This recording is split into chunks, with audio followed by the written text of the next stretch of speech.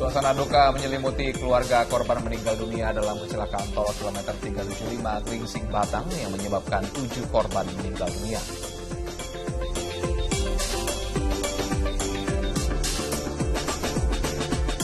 Demo penolakan kenaikan harga bahan bakar minyak terjadi di sejumlah daerah, tak terkecuali di ibu kota Jakarta.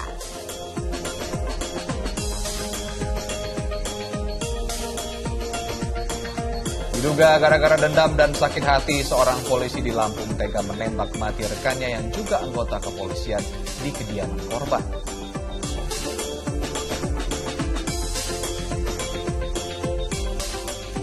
Diduga keracunan jajanan yang dibeli di sekolah, 9 siswa sekolah dasar di Grobogan, Jawa Tengah alami mual muntah hingga dilarikan ke puskesmas.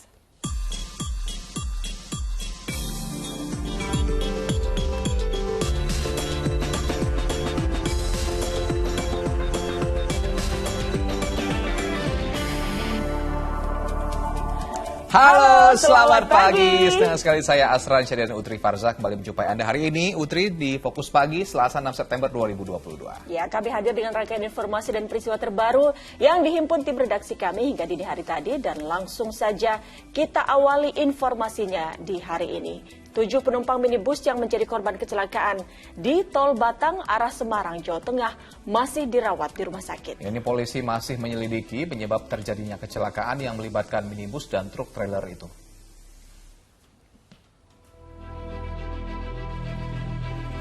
Seluruh korban penumpang minibus yang mengalami kecelakaan maut di kilometer 375 Tol Batang, Jawa Tengah menjalani perawatan di RSI Kendal.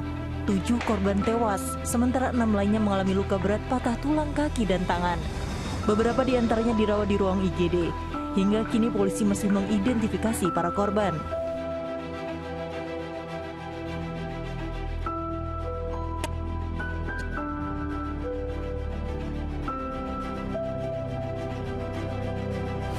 Kecelakaan tersebut terjadi pada Senin pagi. Insiden bermula saat minibus yang melaju di tol kilometer 375 Gringsing, Batang, Jawa Tengah melaju dari arah Jakarta menuju ke Semarang. Diduga sopir mengantuk, mengakibatkan minibus yang dikendarainya oleng ke kiri.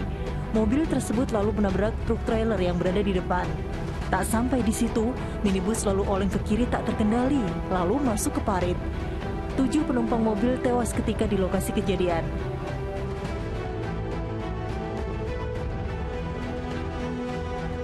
Atas peristiwa tersebut, jajaran di Telantas Polda Jawa Tengah bersama petugas Jasa Marga langsung mendatangi lokasi kecelakaan. Jadi sementara korban meninggal 7, masih dalam pendalaman. Jadi, kecelakaan ini masih diduga, masih dalam pendalaman. Nanti setelah olah TKP, Traffic Accident Management, baru nanti akan kita simpulkan kira-kira penyebab kecelakaan seperti apa. Kami menghimbau kepada pengguna jalan agar betul-betul pada saat mengemudi kondisi fit, tidak ngantuk, manakala ngantuk silakan untuk singgah di rest area. Hingga kini polisi masih menyelidiki penyebab pasti terjadinya kecelakaan. Dugaan awal pengemudi minibus diduga mengantuk. Tim Liputan melaporkan. Pemirsa, usai menjenguk cucu di Jakarta, seorang wanita parubaya menjadi korban kecelakaan yang menewaskan 7 orang di ruas tol Batang, Semarang, Jawa Tengah. Sementara suasana duka dan isak tangis menyelimuti keluarga korban tewas di rumah duka di Cianjur, Kota Jawa Barat.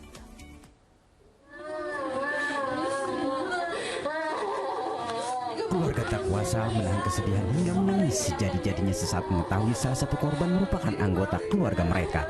Pihak terkait sudah memastikan Amiruddin, warga Cianjur, meninggal dunia dalam peristiwa tabrakan minibus travel dengan truk yang menewaskan 7 orang di KM 375 ruas tol Batang, Semarang, Jawa Tengah. Anak perempuan korban yang merupakan anak satu-satunya terus menangisi kepergian ayahnya yang akan bekerja di Bali itu. Mau berangkat ke Bali, memang kerjanya di Bali, keluarganya di sini. Jadi sudah biasa pulang pergi antara Cianjur Bali gitu, sebagai kuli di perhiasan. Sementara duka juga menyelimuti kediaman keluarga Nurbaiti, korban kecelakaan tol Batang, Semarang. Pihak keluarga sudah membawa jenazah korban untuk segera dimakamkan di kawasan Jalan Gemah Jaya Barat, Tembalang. Saat kejadian, korban usai menjenguk cucunya di Jakarta. Jadi almarhum ini dalam rangka ini menengok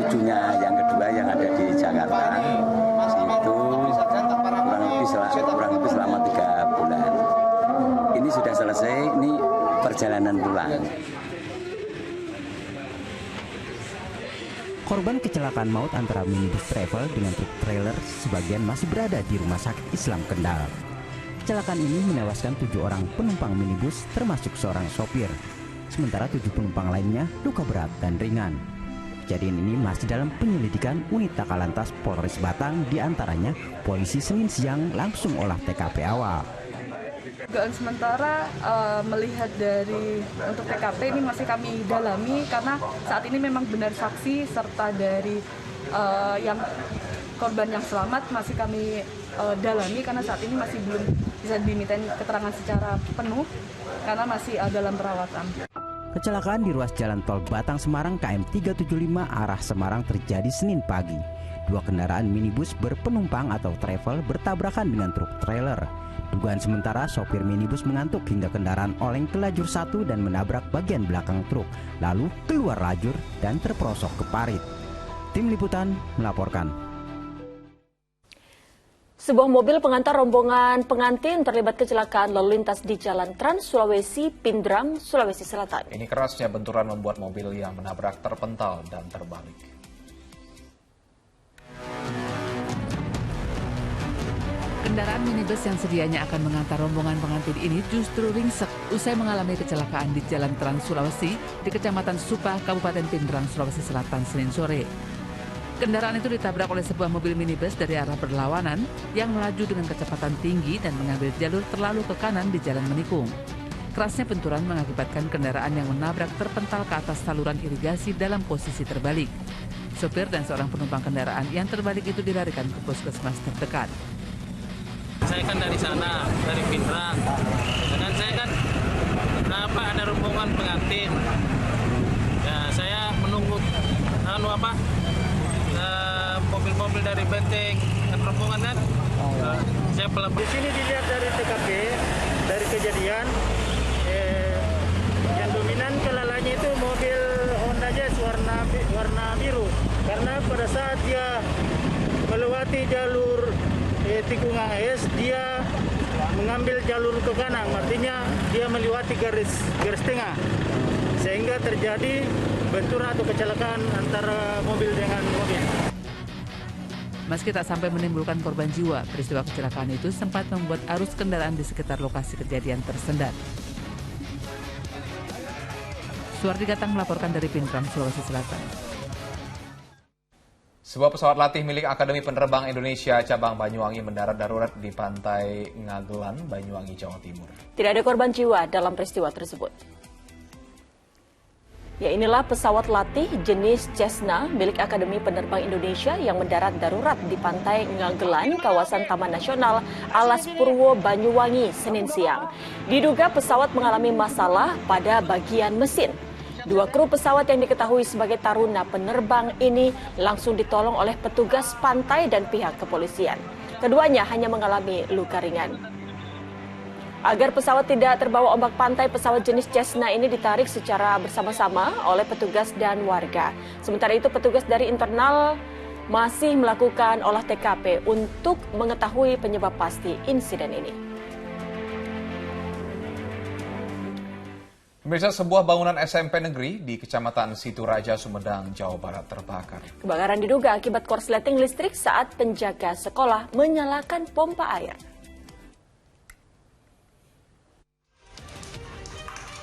Inilah detik-detik kebakaran yang terjadi di SMP Negeri 2 Situraja, Kabupaten Sumedang, Minggu petang. Api cepat membesar hingga ke bagian genting bangunan.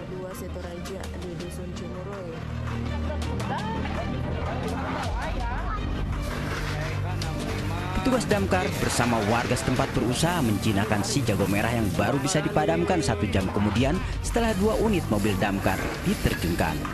Bangunan yang terbakar mencakup toilet siswa, gudang penyimpanan alat-alat kesenian, dan 1 ruang kelas. Kebakaran diduga akibat korsleting listrik saat penjaga sekolah menyalakan pompa air.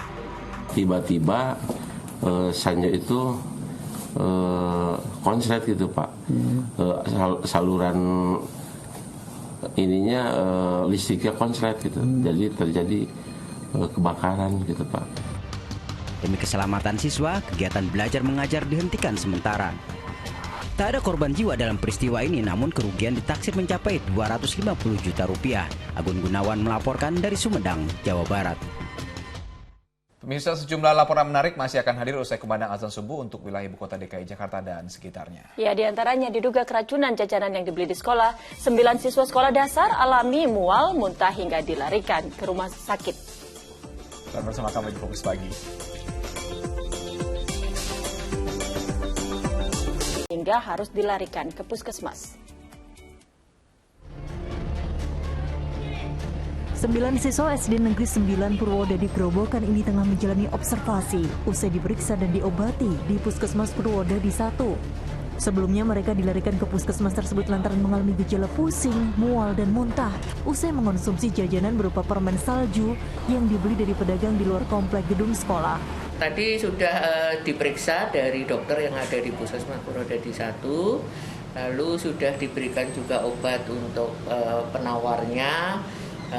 Mereka diperbolehkan pulang. Ada sekitar 1 jam di sini sebagai pemantauan sekaligus untuk dilihat kondisinya, dan mereka semua diizinkan untuk pulang. 9 siswa itu diduga keracunan permen yang dibeli saat jam istirahat sekolah. Polisi yang menerima laporan segera mencari penjual permen tersebut untuk dimintai keterangan dan menyita sisa permen yang belum terjual. Saat diteliti, terungkap permen jajanan anak-anak itu tidak memiliki izin edar dari Badan POM. Selanjutnya kami mendatangi ke TKP di SD 9 maupun di Puskesmas 1 Purwodadi. Dan di Puskesmas kami mendapatkan anak-anak, masih ada 2 anak yang masih muntah.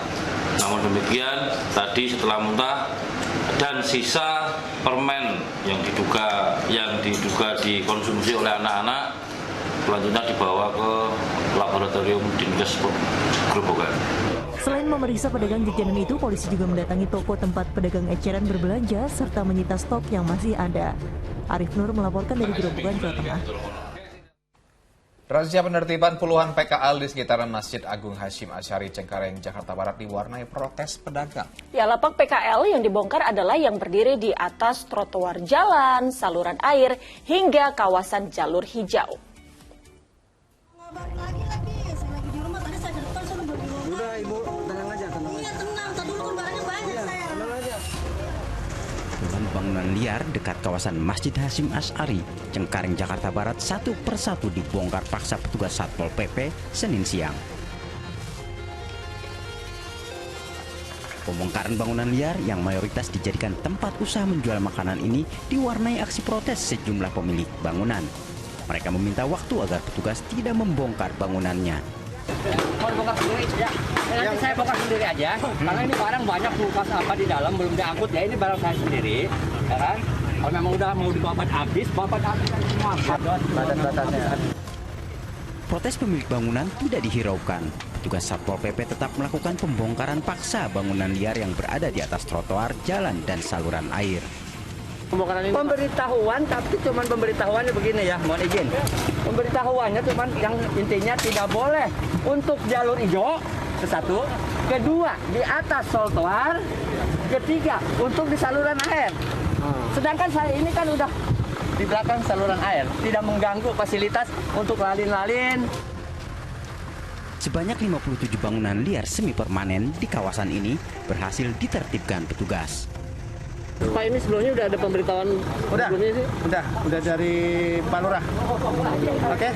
Jadi berapa bangunan Pak yang akan dibongkar Pak? Mereka itu sebagai mengontrak. Ini kan ada orang yang merasa memiliki dikontrakan. Mereka itu yang ngontrak, jadi nggak ngerti. Rencananya pembongkaran bangunan liar dilakukan hingga 2 hari ke depan. Mayoritas pedagang yang terkena penggusuran akan direlokasi ke tempat binaan yang ada di kawasan Masjid Hasyim Asy'ari. Abdul Haris melaporkan dari Jakarta.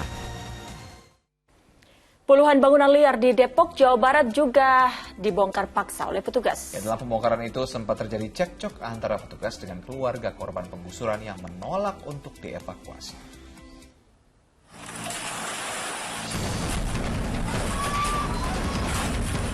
Dengan alat berat ini, satu persatu bangunan liar di Jalan Bonang, Depok, Jawa Barat, Senin siang dibongkar paksa petugas Satpol PP. Warga yang menempati bangunan tersebut hanya bisa pasrah saat tempat tinggal mereka dirobohkan. Dalam pembongkaran ini juga sempat terjadi cekcok antara petugas Satpol PP Kota Depok dengan sebuah keluarga yang menolak untuk dievakuasi. Jangan, kasihan Pak, justru ditempatkan ke rumah Pak. Pak, jangan Pak.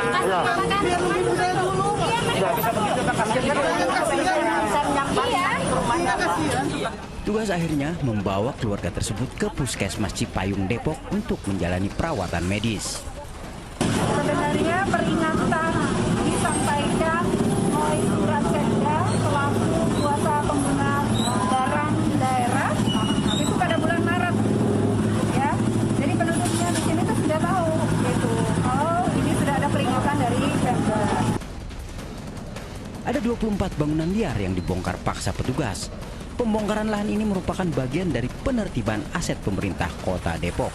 Nahyudi melaporkan dari Depok, Jawa Barat.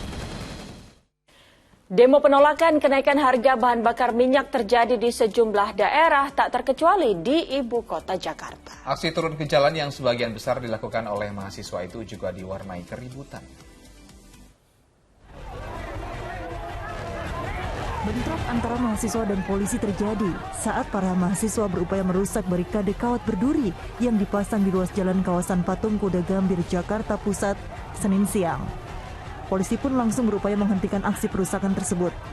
Bentrokan akhirnya bisa diredam kedua belah pihak. Mahasiswa melakukan aksi turun ke jalan menolak kenaikan harga BBM sambil membawa keranda mayat mengelilingi kawasan itu. Yang pertama, mendesak pada Presiden Republik Indonesia agar segera menurunkan harga BBM bersubsidi. Yang kedua, mendesak kepada Presiden Republik Indonesia untuk segera mencopot Menteri Keuangan, Menteri SDM, dan Direktur Utama Pertamina. Bersama-sama kita menolak kenaikan harga BBM dan sama-sama mendesak untuk segera mungkin Presiden untuk menurunkan kembali harga BBM bersubsidi. Tak hanya di ibu kota, kericuhan saat unjuk rasa menolak kenaikan harga BBM juga terjadi di kantor DPRD Kota Cirebon, Jawa Barat. Masa yang berupaya merangsek masuk ke gedung Dewan nyaris baku hantam dengan wakil rakyat yang mendorongnya di depan gerbang. Aksi yang berlangsung selama hampir 2 jam tersebut kemudian berakhir dengan dialog di halaman kantor DPRD. Demo penolakan kenaikan harga BBM pun juga terjadi di Jawa Timur.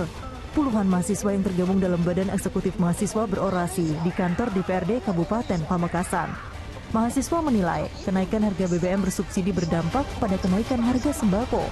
Adapun pemerintah terpaksa menaikkan harga BBM karena membengkaknya anggaran subsidi serta kompensasi BBM. Tim Liputan melaporkan. Ya, Presiden Joko Widodo menanggapi rencana demonstrasi buruh dan mahasiswa terkait kenaikan harga BBM. Presiden mempersilahkan aksi demonstrasi digelar karena sebagai negara demokrasi tidak ada larangan menyampaikan aspirasi masyarakat, namun harus dilakukan dengan cara yang baik. Ya, ini negara demokrasi, sampaikan dengan cara-cara yang baik. Ya. Terima kasih Pak. Kenaikan harga BBM subsidi berdampak pada naiknya tarif angkutan kota di Kota Salatiga. Ya, dampak naiknya BBM juga mempengaruhi tarif bus antar kota antar provinsi seperti yang terjadi di Terminal Purabaya, Sidoarjo.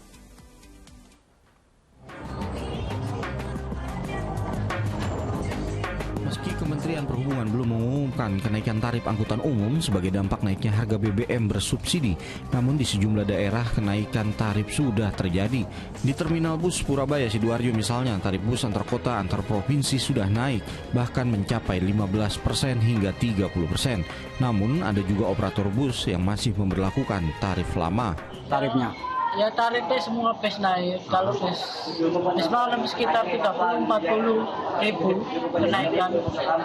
Ya busnya, fasilitasnya. Mulai kapan itu kenaikannya? Mulai hari Minggu. Mulai hari Minggu? Ya kemarin. Pasca kenaikan BBM itu? Ya. Masih tunggu perintah dari perusahaan, nggak berani kita mau menaikkan sendiri ya. Oh gitu? Iya. Oh, jadi tetap tarifnya tetap? Tarif yang sama ya. Belum ada perintah dari perusahaan, belum ada perintah naik, nggak berani. Oh gitu. Sampai kapan Pak? Tunggu pemberitaan dari kantor masih. Kita belum berani, belum ada dari perintah dari kantor. Pengelola Terminal Purabaya mengingatkan operator bus agar tidak menaikkan tarif sepihak karena harus menunggu keputusan dari Kementerian Perhubungan. Bagi mereka yang menentukan tarif melebihi batas atas akan diberikan sanksi. Di Kota Salatiga, Jawa Tengah, meski belum ditetapkan oleh pemerintah, angkutan kota sudah menaikkan tarif.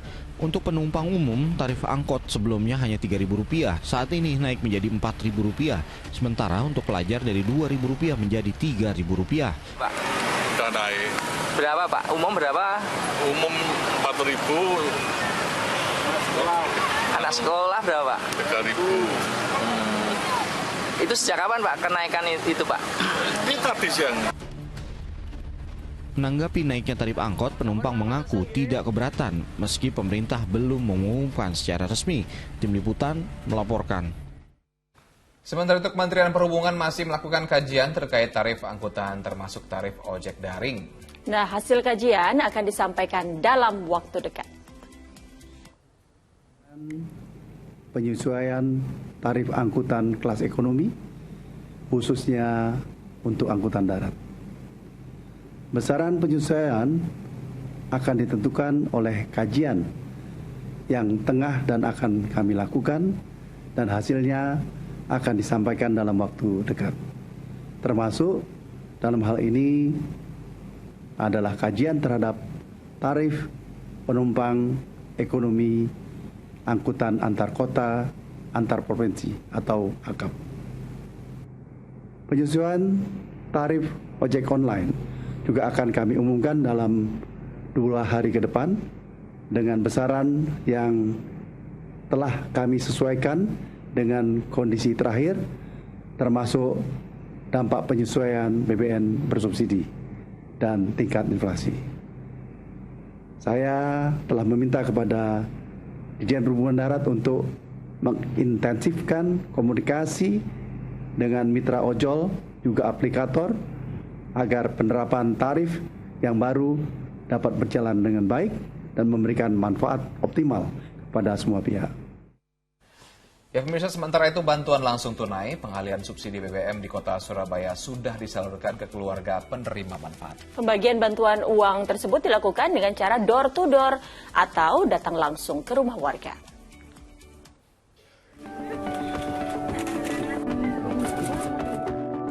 Dengan mendatangi rumah warga satu persatu, petugas Dinas Sosial dan Kantor Pos Surabaya mendistribusikan bantuan langsung tunai pengalihan subsidi BBM Senin siang.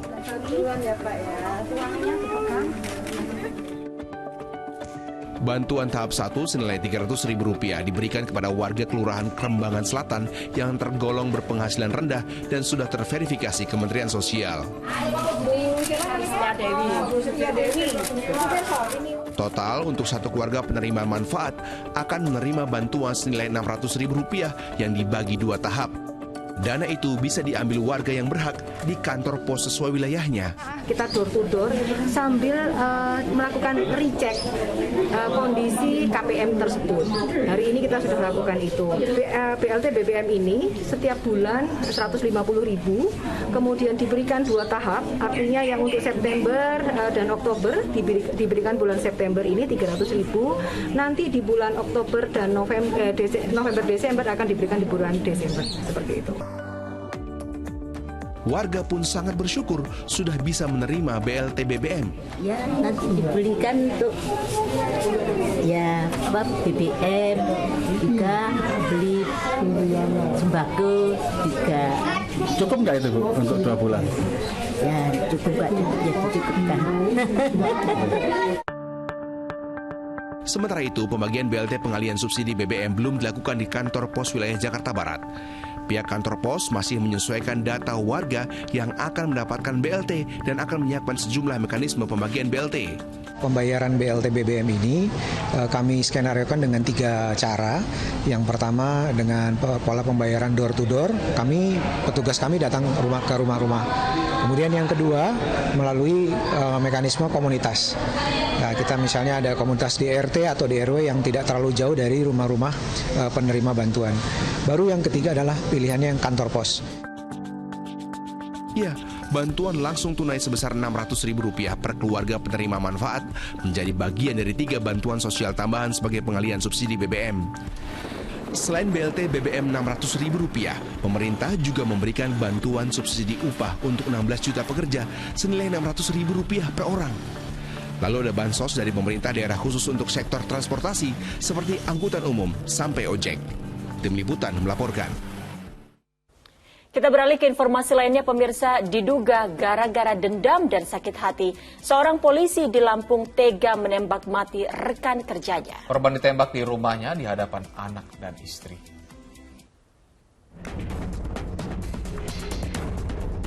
Jenazah Aibda Karnain dievakuasi ke Rumah Sakit Bayangkara Raja Basa Bandar Lampung untuk divisum Senin siang. Anggota Polsek Wai Pengebuan Lampung Tengah Lampung itu dihabisi oleh rekan kerjanya sesama anggota polisi di polsek tersebut. Korban ditembak tepat saat membukakan pintu untuk pelaku berinisial Aibda RH yang datang ke rumahnya di Bandar Jaya, Kecamatan Terbanggi Besar, Lampung Tengah, Minggu malam. Tragisnya pembunuhan itu berlangsung di depan anak istri korban. Meski sempat dilarikan ke rumah sakit, nyawa korban tak tertolong lantaran ditembak di bagian dada. Pelaku langsung kabur, namun berhasil ditangkap tak lama berselang. Dalam pemeriksaan terungkap aksi pelaku dipicu dendam dan sakit hati lantaran sering diintimidasi dan dibuka aibnya oleh korban. Pelaku merasa sudah tidak bisa membendung rasa sakit hatinya karena sudah menyinggung ke ranah keluarga bahwa si pelaku menyampaikan melihat sendiri di grup WhatsApp mereka, si korban menyampaikan bahwa istri dari pelaku tidak atau belum membayar uang arisan online di grup mereka. Pelaku yang langsung dijadikan tersangka akan segera diberhentikan dari polisi secara tidak hormat dan terancam hukuman 15 tahun penjara. Ari Susanto melaporkan dari Bandar Lampung, Lampung. Sementara itu, Kejaksaan Agung memperpanjang penahanan tersangka pembunuhan Brigadir Yosua Huta Barat, yaitu Irjen Verdi Sambo, Barada Richard Eliezer, Bribka Rizky Rizal, dan Kuat Ma'ruf. Ya, hingga saat ini berkas perkara belum dinyatakan lengkap atau P21 untuk disidangkan. Sepekan setelah pengembalian berkas perkara Verdi Sambo dan tiga tersangka pusaran kasus pembunuhan Brigadir Yosua di rumah Kadif Propam Polri, Duren 3, Jakarta Selatan, kasus yang menjerat mantan Kadif Propam beserta ajudannya belum dinyatakan lengkap atau P21. Hingga saat ini, Jaksa Penuntut Umum JPU belum menerima pengembalian berkas perkara 4 tersangka dari penyidik Bareskrim Polri. Undang-undang tidak memberikan batasan waktu kepada penyidik kapan harus dikembalikan kepada penuntut umum. Akan tetapi mereka dibatasi oleh waktu penahanan. Dan kami sudah memperpanjang penahanan dari penuntut umum kepada penyidik kurang lebih selama 40 hari. Jadi 60 hari itu sudah dapat digunakan dalam rangka penyelesaian perkara. Selain itu, satu berkas perkara satu tersangka, istri Verdi Sambo PC, dalam waktu dekat akan dikembalikan ke penyidik karena belum memenuhi persyaratan formil dan material. Untuk kasus obstruction of justice, Jaksa Penuntut Umum telah menerima surat perintah dimulainya penyidikan ke-6 tersangka. Sementara itu, Lembaga Pelindungan Saksi dan Korban LPSK menilai dugaan adanya pelecehan seksual ke istri Verdi Sambo patut dipertanyakan.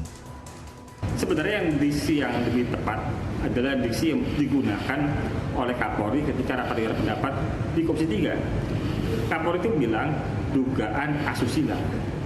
Asusila itu lebih netral dibanding kekerasan seksual. Karena kalau kita bicara kekerasan seksual artinya ada unsur paksaan dan serangan. Gitu. Kalau asusila lebih terbuka potensinya dua kemungkinan, bisa suka sama suka, bisa serangan. Sebelumnya, Komnas HAM mengeluarkan hasil temuan terkait adanya dugaan pelecehan seksual yang dialami PC. Tim Liputan melaporkan. Gerakan anjing pelacak, polisi mencari jejak komplotan perampok seorang dokter dan keluarganya yang disekap saat kejadian. Informasi selengkapnya bersama Asran Sadi usai pariwara berikut.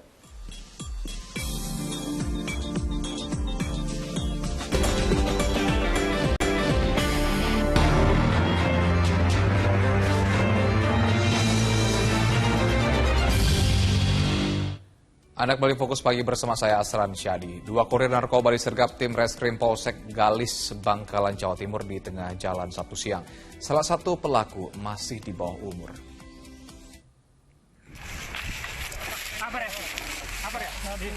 Dua pemuda, salah satunya masih di bawah umur ini tak lagi bisa berkutik saat dicegat polisi di jalan perkampungan yang cukup sepi Sabtu 3 September 2022 lalu.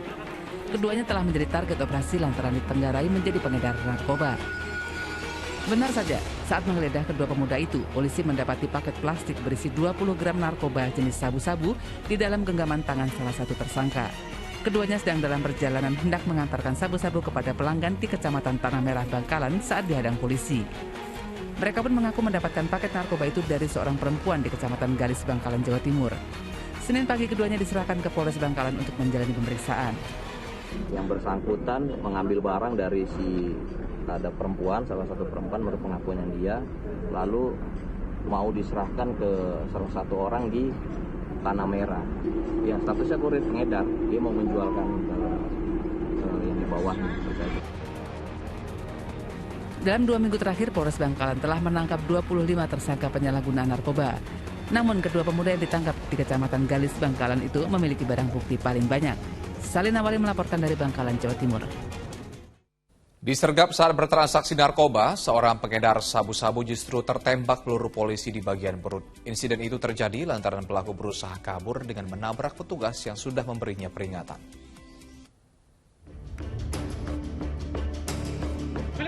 Kurir narkoba berinisial W ini akhirnya menyerah meski sempat melawan tim Satres Narkoba Polrestabes Semarang yang menyergapnya di depan sebuah kafe kawasan Jalan Bendungan, Semarang. Kurir sabu-sabu ini mencoba kabur dengan menabrakkan mobilnya ke arah petugas yang mengadangnya. Tak hanya itu, tersangka juga menabrak beberapa mobil yang tengah diparkir. Aksinya itu baru dapat dihentikan polisi setelah 1 butir peluru bersarang di perutnya. Dalam kondisi perutnya tertembak, tersangka dibawa ke UGD Rumah Sakit Dr. Karyadi Semarang. Tadi sore kita menangkap sabu. Terus dia melawan dengan menabrak masyarakat banyak di sana. Terus kita lakukan tindakan yang terukur. Pelakunya. Dari dalam mobil pria itu, polisi mendapati 4 plastik kecil berisi sabu-sabu seberat 20 gram. Barang bukti tersebut milik bandar bernama Sigit yang akan dikirim ke pemesannya. Kedua tersangka berikut barang bukti dibawa ke Mapolrestabes Semarang untuk menjalani proses pemeriksaan. Agus Hermanto melaporkan dari Semarang, Jawa Tengah. Seorang dokter dan keluarganya di Lumajang, Jawa Timur menjadi korban perampokan. Seluruh anggota keluarga disekap. Pelaku menjarah harta benda di dalam rumah korban.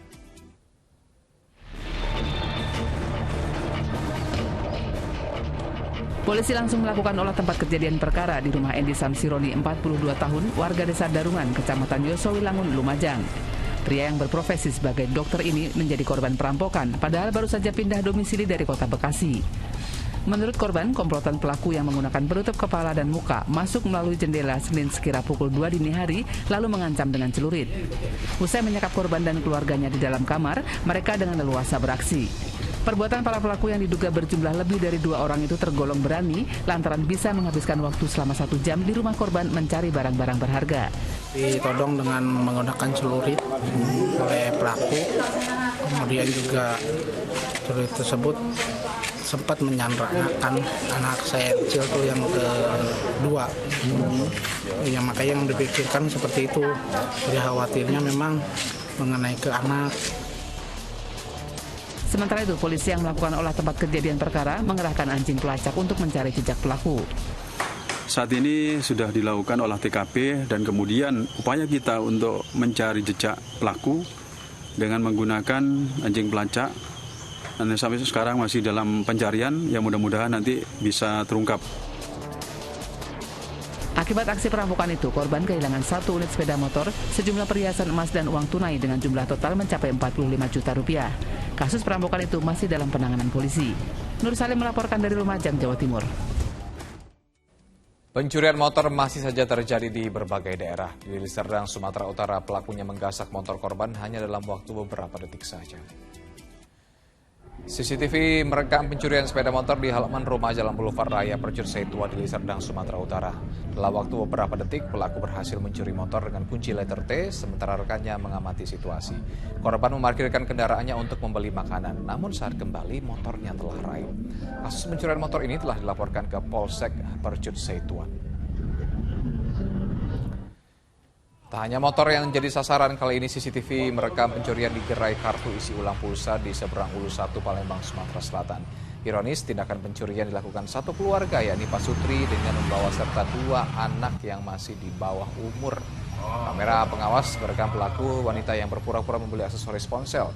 Memanfaatkan kelengahan karyawati toko, pelaku pria lalu mencuri puluhan kartu isi ulang pulsa di etalase toko. Diduga pelaku melibatkan keluarga untuk menghindari kecurigaan dari pihak korban. Atas kejadian ini, pemilik gerai harus kehilangan 78 voucher pulsa senilai Rp700.000. SPKT Polrestabes Palembang menerima laporan dari masyarakat, sedang kita dalami untuk kita mudah-mudahan bisa kita ungkap secepatnya pelaku yang memang akhirnya mencuri voucher ya di counter, satu counter. Tentu kita dalami untuk Reka ulang kasus pembunuhan yang menewaskan seorang purnawirawan TNI di Lembang, Bandung Barat diwarnai kemarahan keluarga korban. Bahkan seorang anggota keluarga jatuh pingsan. Wanita keluarga korban pembunuhan ini jatuh pingsan hingga harus digotong sejumlah polisi wanita. Tubuhnya mendadak terjatuh saat dirinya melihat adegan rekonstruksi kasus pembunuhan terhadap purnawirawan TNI di Jalan Adiwarta, Lembang, Bandung Barat, Jawa Barat.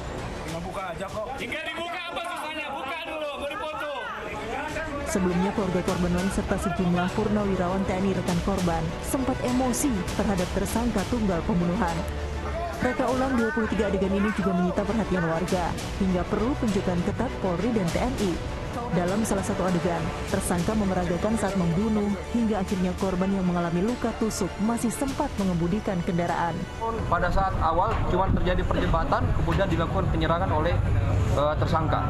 Jadi memang dari perubahan fakta-fakta ini disebabkan karena adanya keterangan-keterangan yang diberikan berbeda dari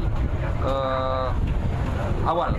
Namun percaya, setelah kita lihat juga dengan rekonstruksi kita laksanakan secara transparan, terbuka, profesional dan normatif sesuai dengan aturan hukum. Sehingga kita betul-betul melaksanakan penyidikan ini sangat objektif. Pembunuhan ini terjadi pada 16 Agustus lalu. Korban tewas bersimbah darah usai ditusuk di sekujur tubuh di mobil pick-up. Pemicunya hanya karena tersangka tak terima purnawirawan TNI itu memarkirkan mobilnya di depan ruko milik tersangka. Sempat cekcok, tersangka lalu menusuk leher, punggung, dan dada korban dengan pisau. Kini sang pembunuh terancam maksimal hukuman mati. Muhammad Abbas melaporkan dari Bandung Barat, Jawa Barat. Diduga mencabuli tetangganya yang masih berusia 4 tahun, seorang pria di Ogan Komering Ilir dibekuk aparat kepolisian. Kasus ini terbongkar setelah korban mengadu kepada ibunya.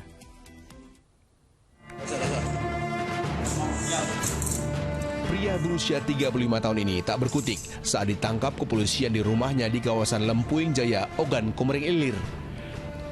Ia diringkus karena diduga mencabuli anak balita berusia 4 tahun yang masih tetangganya. Kasus asusila itu terjadi 6 Agustus lalu saat korban menonton TV di rumah tersangka dan mendapat perlakuan tak senonoh. Setelah itu korban mengadu ke ibu kandungnya karena mengeluh sakit di bagian kemaluannya. Dan berdasarkan hasil visum tersebut juga didapati luka lecet pada bagian dalam alat kelamin korban dan korban merasakan trauma akibat kejadian tersebut. Atas perbuatannya tersangka dijerat Undang-Undang tentang Perlindungan Anak dengan ancaman hukuman maksimal 15 tahun penjara. Dedi Irwansyah melaporkan dari Kabupaten Ogan Komering Ilir, Sumatera Selatan. Seorang pelajar sebuah sekolah menengah umum di kota Probolinggo, Jawa Timur tewas setelah motor yang dikendarainya menabrak motor lain. Insiden itu terjadi saat korban dalam perjalanan pulang dari sekolahnya. Di Jalan Panglima Sudirman, kota Probolinggo, Jawa Timur inilah seorang pelajar berusia 16 tahun terlibat kecelakaan. Korban yang masih mengenakan seragam sekolah itu tewas dengan luka serius di kepala. Motor korban bertabrakan dengan motor lain saat hendak menyeberang. Dibantu sejumlah warga, polisi mengevakuasi jasad korban ke RSUD Muhammad Saleh untuk diotopsi. Satu orang korban yakni ASN, anggota Satpol PP, hanya mengalami luka ringan.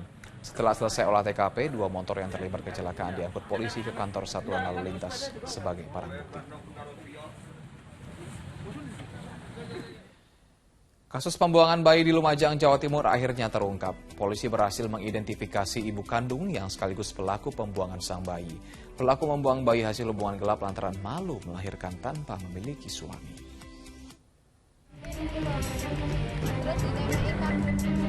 Kasus pembuangan bayi itu berhasil diungkap setelah tim penyidik memeriksa sejumlah saksi di lokasi kejadian.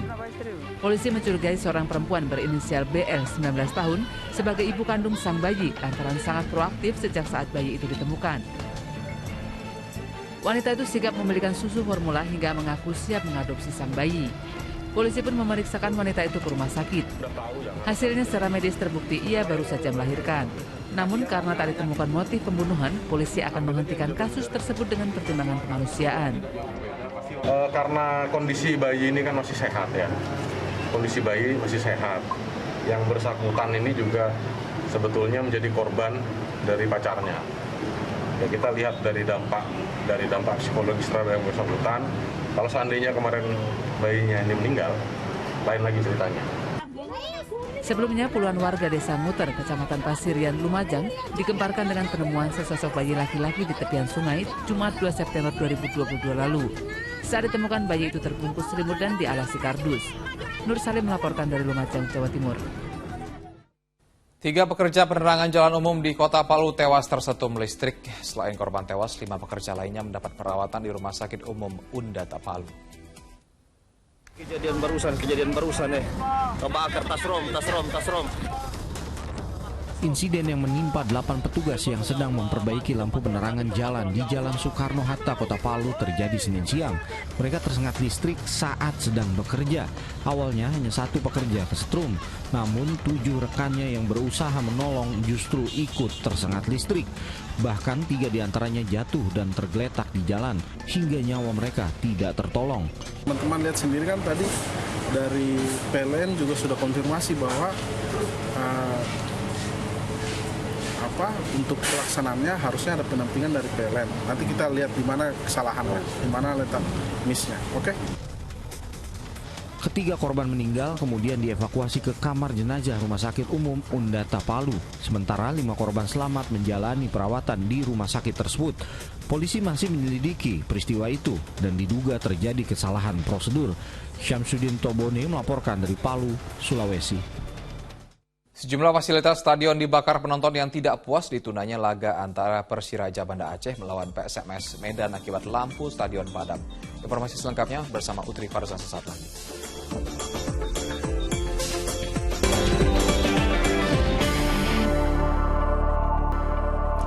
Anda kembali menyaksikan Fokus Pagi bersama saya Utri Farzah. Pemirsa, curah hujan yang tinggi di Kota Banjarbaru, Kalimantan Selatan menyebabkan permukiman terendam banjir. Kondisi itu diperparah oleh meluapnya Sungai Martapura.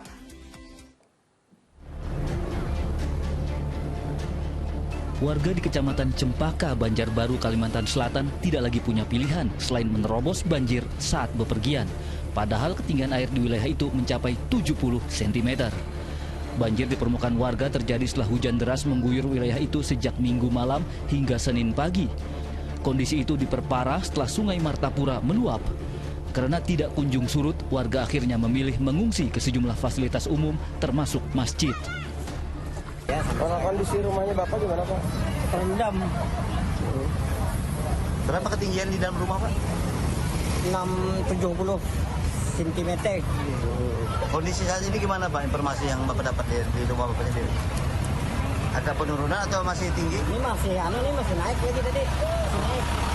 Di lokasi banjir, sejumlah petugas terus melakukan patroli guna memastikan keselamatan warga. Muhammad Lutfi Darlan melaporkan dari Kota Banjarbaru, Kalimantan Selatan. Kita beralih ke luar negeri. Gempa dengan kekuatan magnitudo 6,8 mengguncang wilayah barat daya Tiongkok.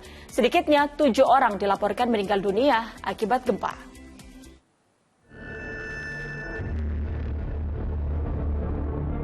Gempa melanda Provinsi Sichuan, tepatnya sekitar 43 km dari kota Kanding dengan kedalaman 10 km. Kuatnya gempa berkekuatan 6,8 magnitudo membuat bukit-bukit di kawasan Luding longsor. Banyak material termasuk batu-batu besar memenuhi ruas jalan.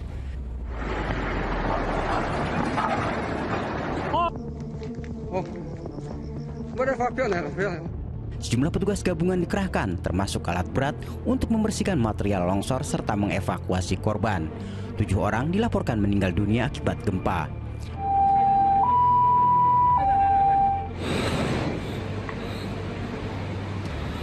Wilayah Provinsi Sichuan yang terletak di dataran tinggi Tibet kerap diguncang gempa. Sebelumnya, Juni lalu, kawasan ini juga dilanda gempa hingga menyebabkan 4 penduduk meninggal dunia. Kita kembali ke dalam negeri, pemirsa. Laga antara tuan rumah Persiraja Banda Aceh melawan PSMS Medan batal digelar akibat lampu penerangan stadion padam. Tidak puas dengan ditundanya laga, sejumlah penonton membakar papan yang ada di pinggir lapangan.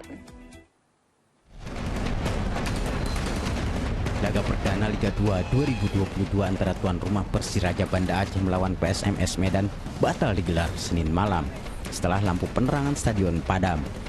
Padahal seluruh pemain dua kesebelasan berikut perangkat pertandingan sudah siap memulai laga. Saat lampu penerangan stadion padam, para penonton pun menyalakan lampu telepon genggam dengan harapan kejadiannya tidak berlangsung lama. Namun penonton mulai tak sabar menunggu dan mulai meminta pertanggungjawaban panitia. Bahkan sebagian di antara mereka mulai membakar papan sponsor di pinggir lapangan.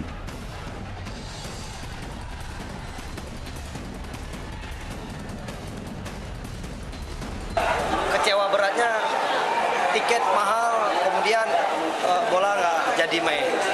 Terus persiapannya tidak siap, ini memalukan. Malu seluruh rakyat Aceh, saya kira. Panitia akhirnya mengumumkan akan menjadwal ulang pertandingan Persiraja Banda Aceh melawan PSMS Medan. Penonton yang telah membeli tiket akan digratiskan pada pertandingan berikutnya. Muhtarudin Yakob melaporkan dari Banda Aceh, Aceh. Jalan rusak di perlintasan kereta Jalan Gatot Subroto, Cikarang Utara, Kabupaten Bekasi mengancam keselamatan warga. Seorang pengendara yang berboncengan dengan istri dan anaknya jatuh karena ban motor terperosok ke lubang jalan yang rusak. Rusak, berlubang dan bergelombang, seperti itulah kondisi jalan di perlintasan kereta Jalan Gatot Subroto, Cikarang Utara, Kabupaten Bekasi. Rusaknya jalan tersebut menyebabkan kecelakaan di pintu perlintasan kereta tersebut. Bahkan tidak jarang pengendara motor atau roda 4 terjebak di atas lintasan kereta. Seperti yang terjadi Senin siang, seorang pengendara motor yang berboncengan dengan istri dan anaknya terbalik karena roda motor terperosok ke dalam lubang jalan. Kemarin saya jatuh di situ, Pak, karena nggak enakan lagi. Tolong ya, Pak, pokoknya benerin. Ini buat warga semua, Pak.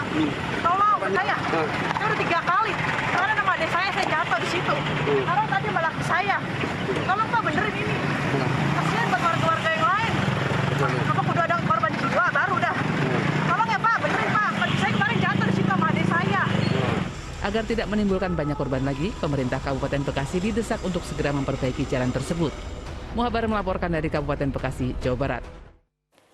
Mengantuk saat berkendara usai mengkonsumsi obat diduga menjadi penyebab sopir truk menabrak kerumunan orang di depan SD Kota Baru, Bekasi, Jawa Barat, serta merobohkan tiang BTS. Kecelakaan maut tersebut menewaskan 10 orang, 4 diantaranya adalah anak-anak siswa sekolah dasar.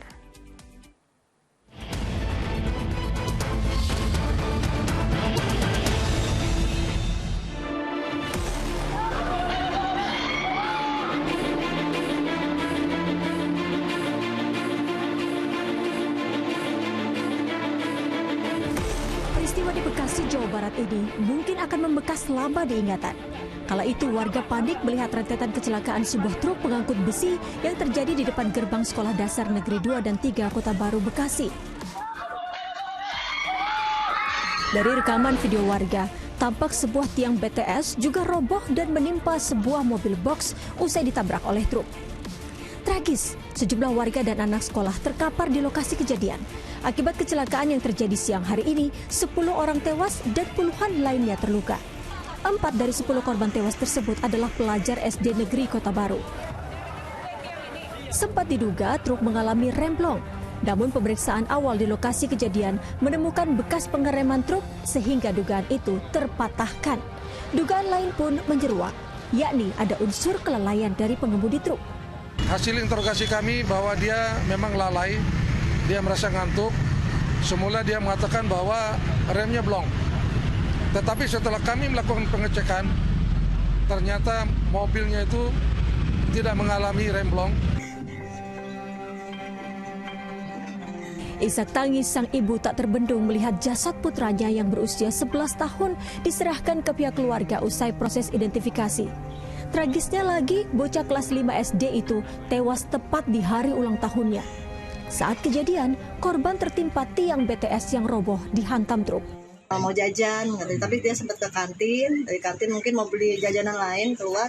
Ya itulah terjadi musibah itu. Kelas berapa? Kelas 5. Kelas 5. Hari ini ulang tahun, Mas. Ulang tahun pas hari ini ya, Bu? Hari ini dia ulang tahun. Di sisi lain, penyelidikan polisi terkait penyebab kecelakaan terus berlangsung. Olah tempat kejadian perkara yang digelar aparat Polda Metro Jaya melibatkan tim Traffic Accident Analysis. Pemindaian dilakukan di 10 titik untuk mengetahui kejadian sebelum, sesaat, dan setelah kecelakaan dalam bentuk video rekonstruksi. Sementara hasil investigasi Komite Nasional Keselamatan Transportasi menemukan fakta lain. Truk maut yang berkendara dari Surabaya menuju Jakarta itu kelebihan muatan. Dari yang seharusnya maksimal 35 ton, malah membawa muatan 55 ton. Setelah serangkaian pemeriksaan dan penyelidikan, polisi akhirnya menetapkan sang sopir truk maut sebagai tersangka. Pria berusia 30 tahun berinisial AS itu diduga lalai saat mengendarai truk dalam kondisi mengantuk akibat mengonsumsi obat asam urat. Pemeriksaan kepada saksi-saksi termasuk supir trailer yang menyebabkan terjadinya laka dan sudah kita tetapkan atas nama AS, kita tetapkan sebagai tersangka. Kelalaiannya membuat tersangka terancam pasal 310 ayat 4 Undang-Undang Nomor 20 Tahun 2009 tentang lalu lintas dan angkutan jalan. Sejauh ini belum diketahui apakah akan ada tersangka baru atau tidak, mengingat truk ternyata dikendarai dalam kondisi kelebihan muatan atas instruksi sang pemilik. Tim Liputan melaporkan. Seekor ular piton sepanjang 5 meter ditemukan di rumah warga di Mamuju, Sulawesi Barat. Saat dievakuasi, ular tersebut berada di atap rumah warga yang diduga masuk melalui saluran air.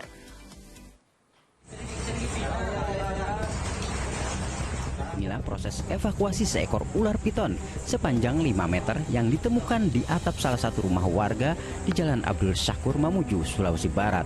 Pemilik rumah yang panik sontak keluar rumah untuk meminta bantuan. Hewan melata tersebut diduga masuk ke dalam rumah melalui saluran air. Tim damkar Mamuju yang melakukan evakuasi pun sempat kesulitan lantaran ular terus berusaha melawan dengan cara melilitkan badannya di atas rangka atap. Di dalam di rumah warga tempat jemurannya. Oh, itu ular masuk di rumah ya? Masuk di lewat belakang. Lewat belakang. Karena ada perbatasan kantor ruangan itu panjang. Juga di belakangnya kan rawa. Karena habitatnya juga mereka di situ. Saat ini ular piton sudah diamankan di kantor damkar Mamuju. Tercatat sejak Agustus hingga September ini, sudah lebih dari 10 ekor ular berhasil dievakuasi dari dalam permukiman warga.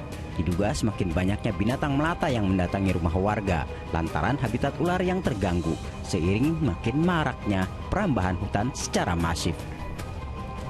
Edi Junaidi melaporkan dari Mamuju, Sulawesi Barat.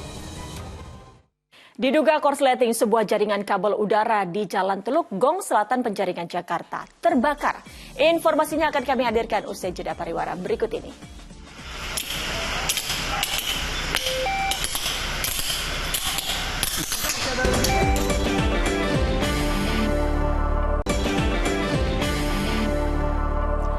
Anda kembali menyaksikan Fokus Pagi bersama saya Utri Farza. Dan saya Asran Syadi. Pemirsa, seekor buaya muara sepanjang 3 meter tersangkut tali pancing warga di Sungai Kuantan, Riau. Setelah tali pancing dilepas, satwa dilindungi itu kemudian dilepas liarkan. Beberapa orang warga di desa Koto Kombu Riau berusaha melepas tali pancing dari mulut seekor buaya di Sungai Kuantan Minggu siang. Buaya yang sangat agresif itu menyulitkan warga untuk melepas tali pancing. Buaya sepanjang 3 meter ini terjerat tali pancing saat salah seorang warga memancing ikan. Namun tidak diduga anak pancing justru menjerat buaya yang sering muncul di Sungai Kuantan tersebut. Setelah beberapa jam berusaha, tali pancing akhirnya dilepas dan buaya kemudian dilepas liarkan kembali ke dalam sungai. Pemirsa, sebuah jaringan kabel udara di Penjaringan Jakarta Utara terbakar. Percikan api diduga bersumber dari korsleting listrik dari rangkaian kabel yang semrawut.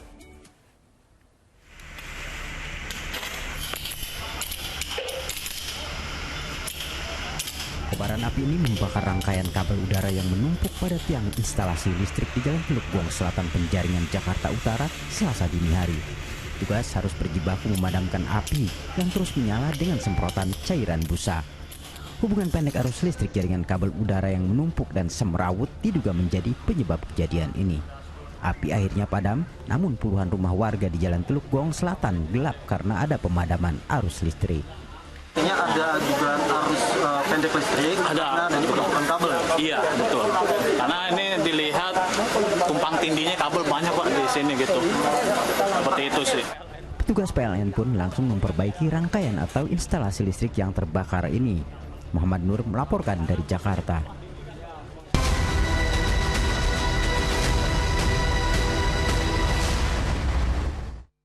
Sekarang kita beralih ke informasi lapangan hijau. Dari 8 pekan yang telah dimainkan di BRI Liga 1, ada beberapa nama pemain yang bersinar musim lalu namun belum menunjukkan tajinya musim ini. Nah, siapa kira-kira pemain tersebut?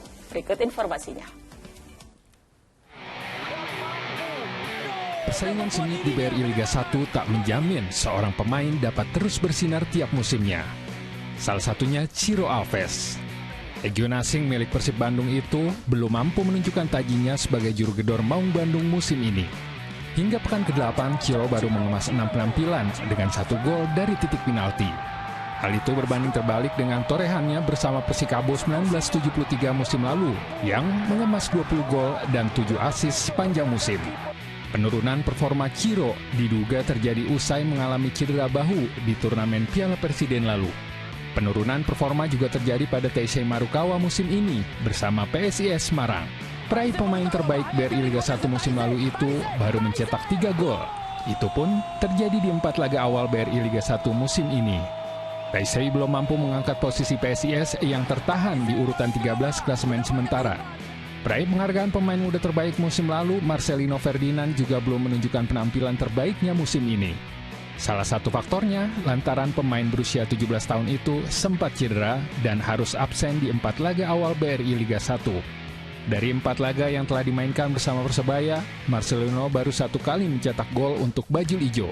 Menarik ditunggu kiprahnya musim ini, karena Marcelino merupakan salah satu pemain yang disiapkan untuk bermain di ajang Piala Dunia U20 yang akan digelar di Indonesia tahun depan. Presiden Joko Widodo menerima kunjungan kenegaraan Presiden Republik Filipina, Ferdinand Romualdez Marcos, di Istana Kepresidenan Bogor, Jawa Barat pada Senin pagi. Ya, dalam pertemuan tersebut, pemimpin kedua negara menandatangani sejumlah kesepakatan kerjasama bilateral.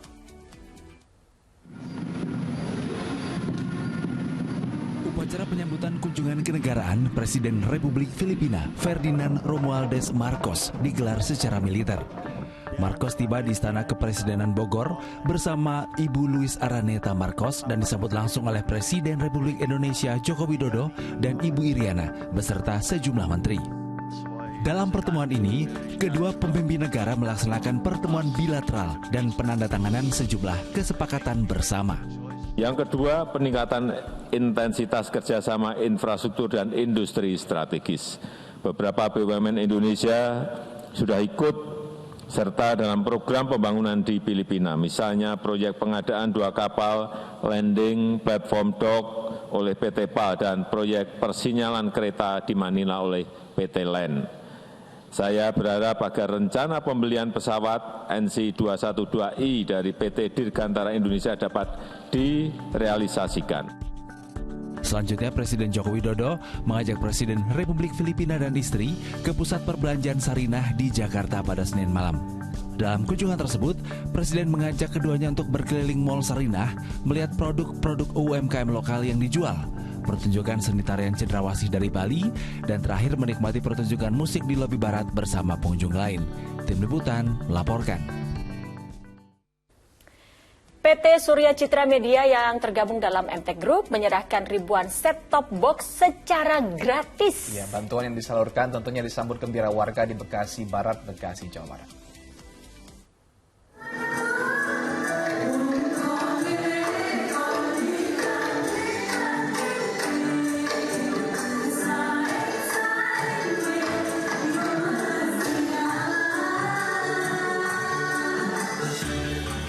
Ratusan warga dari Kelurahan Keranji memadati Aula Kecamatan Bekasi Barat untuk menerima set-top box gratis yang disalurkan PT Surya Citra Media MTech Group. Mereka yang datang diberikan nomor antrean sebelum diperbolehkan masuk ke dalam aula. Hadir dalam acara ini, Direktur Utama Indosiar Imam Sujarwo, PLT Wali Kota Bekasi Tri Adianto, Ketua KPI Pusat Agung Supriyo, serta Direktur Penyiaran Kominfo Geriantika Kurnia. Penerima set-top box tentunya sudah melalui pendataan dan verifikasi, mulai dari tingkat RT, RW, kelurahan hingga kecamatan. Sebanyak 18.000 lebih STB akan dibagikan di Kota Bekasi, khusus untuk di Kecamatan Bekasi Barat disalurkan sebanyak 3.333 unit. Apresiasi tentunya bahwa masyarakat Kota Bekasi akan mendapatkan siaran yang lebih jernih, lebih bagus, suaranya juga lebih bisa dinikmati. Dan dari hasil uji coba tadi, ternyata juga channelnya juga semakin banyak. Bantuan yang diberikan diharapkan dapat dimanfaatkan warga untuk segera digunakan. Dengan menggunakan STB, masyarakat bisa menikmati hiburan yang lebih memuaskan.